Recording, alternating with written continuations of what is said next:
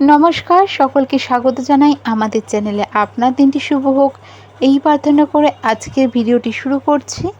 আজকের ভিডিওতে আমরা কথা বলবো বৃষরাশির জাতক জাতিকাদের 2026 সালের মার্চ মাস কেমন কাটতে চলেছে। চলুন দেরি না করে ভিডিওটি শুরু করা যাক। মার্চ মাস কিন্তু বেশ গুরুত্বপূর্ণ থাকছে বৃষরাশির জন্য। এই মাসে কিন্তু বকরি থেকে মার্গী হচ্ছে বৃহস্পতি। এর সাথে সাথে আপনাদের রাশির অধিপতি শুক্র কিন্তু আপনাদের লাভভাবে এই মাসে উচ্চস্থ হতে চলেছেন।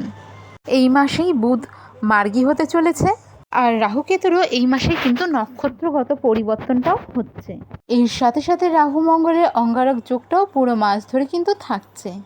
আর এর সাথে সাথে থাকছে ভিডিও শেষে প্রতিকার, মাসিক হিসাবে কি করবেন।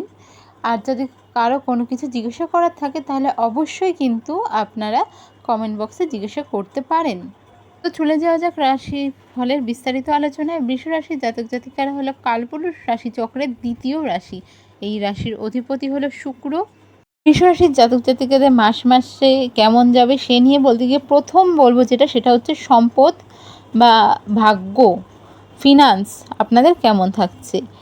এই সময় যারা নতুন কোনো বিজনেস বা স্টার্ট আপ করতে চাইছিলেন, একটা লোন নিয়েছেন, তারপরেও যদি কারো ক্ষেত্রে কোনো রকম আর্থিক সাহায্যের দরকার হয়, এবং সেক্ষেত্রে কিন্তু এই সময় হয়তো পরিবারের তরফ থেকে কিন্তু ভালো রকমের আর্থিক সাহায্য আপনারা পেয়ে যেতে পারেন।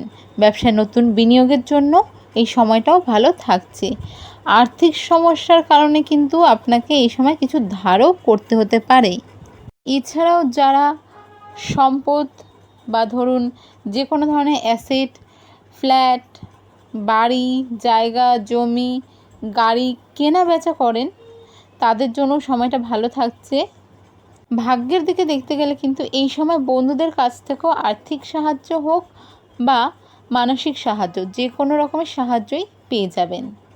আর এই সময় আপনাদের কিন্তু একটা জিনিস বলবো যে কোনো রকম না জানা ফান্ডে বা হঠাৎ করে স্টার্টিং হয়েছে বিগত 1-1.5 বছরে কোনো রকম একটা ভালো রিটার্ন দিচ্ছে এরকম ফান্ডে, বিশেষ করে এরকম ধরনের ফান্ডে কিন্তু ইনভেস্ট করবেন না, তা আপনার জন্য কিন্তু ভালো রেজাল্ট দেবে না। তো এই জিনিসগুলো মাথায় রাখুন, আপনার আদারওয়াইজ কোনো রকম সমস্যা থাকছে না। এরপর আমরা যে জিনিসটা দেখব সেটা হচ্ছে সম্পর্কের জায়গাগুলো কেমন থাকছে।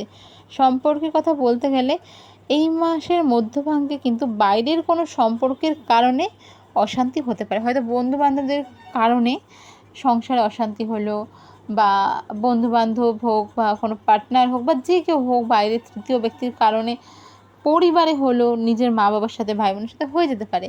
হয়তো আপনি বোঝাতে ভুল করে ফেলেছেন বা সে বোঝাতে ভুলে গেছে, এরকম সিচুয়েশন হতে পারে। তো সেগুলো আপনাকে বুঝে নিয়ে এই সময় কিন্তু ঠিক করে নিতে হবে। গুরুজনদের সঙ্গে যদি কোনো রকম মনোমালিন্য থেকে যায় সেটা এই সময় কেটে যাবে। এই সময় যাদের ভাই বোনদের সম্পর্কর সমস্যা ছিল সেই সমস্যাগুলো মিটে গিয়ে উন্নতির সম্ভাবনাও থাকছে। যদি লাভ রিলেশনের কথা বলা যায় তাহলে প্রেমের ক্ষেত্রে সময়টা খুব ভালো। নিজেদের জন্য টাইম স্পেন্ড করা, আন্ডারস্ট্যান্ডিং, যাদের মধ্যে মিসআন্ডারস্ট্যান্ডিং ছিল সেগুলো শেষ হয়ে গিয়ে একটা ভালো সম্পর্ক, একটা ভালো বন্ডিং কোর থেকে এ সময় হয়ে যাবে।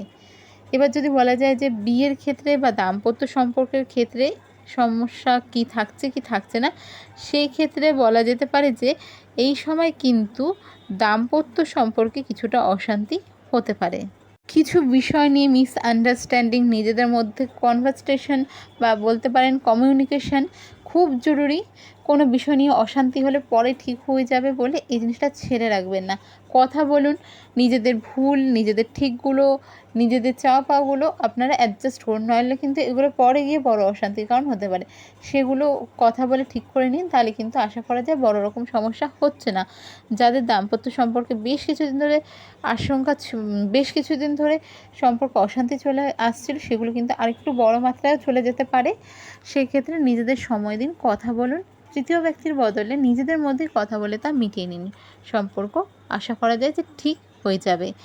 এর সাথে সাথে পেশাগত ক্ষেত্র বা যারা রয়েছেন এই রাশির জাতক জাতিকা, তাদের ক্যারিয়ার কেমন থাকছে। জীবিকার ক্ষেত্রে বিশেষ চাপ এ সময় নিতে হবে না, সেটা সরকারি চাকরি হোক বা প্রাইভেট সেক্টরই হোক। তো বলাই যাচ্ছে যে প্রাইভেট সেক্টর বা সরকারি চাকরির যারা জাতক জাতিকা রয়েছেন করছেন, খুব বেশি চাপ এই সময় আপনাদের থাকছে না। এই সময় আপনাদের একটা সময় ভালো থাকছে। অফিস কলিগদের সাথে সুন্দর সময় কাটাবেন, সুন্দরভাবে এগিয়ে যেতে সাহায্য করবেন। আপার ম্যানেজমেন্ট থেকে হোক বা আপনার টিম থেকে হোক ভালো সাহায্য এই সময় কিন্তু পাবেন, সেটা সরকারি হোক বা বেসরকারি ক্ষেত্রেই হোক। ব্যবসার ক্ষেত্রে যারা নতুন স্টার্ট আপ করছেন, ভালো ব্যবসার ক্ষেত্রে নতুন বিনিয়োগ করতে চাইছেন, সময় ভালো তাদের জন্যও। এরপরে চলে যাক, দেখে নেওয়া যাক এডুকেশন নিয়ে আপনাদের কেমন থাকছে। যারা বিদেশে পড়াশোনা করছেন তাদের জন্য সময়টা ভালো, বা যারা বিদেশে যাইতে চাইছেন তাদের জন্য সময়টা ভালো। ভালো ফল এই সময় আপনারা আশা রাখতে পারেন। আপনারা যারা এক্সাম দিচ্ছেন বা কোনো কিছুর জন্য প্রিপারেশন নিচ্ছেন, নতুন কোর্সে ভর্তি হচ্ছেন, তাদের জন্য সময়টা ভালো। তবে স্কুল লেভেলের যারা রয়েছেন তাদের কিন্তু একটু এই সময় মনের চঞ্চলতা থাকবে, সেক্ষেত্রে কিন্তু পড়াশোনার ক্ষেত্রে আপনাদের মনোনিবেশ করতে হবে।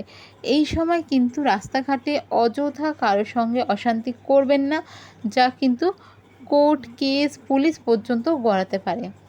এই সময় এই জিনিসগুলো মাথায় রাখবেন।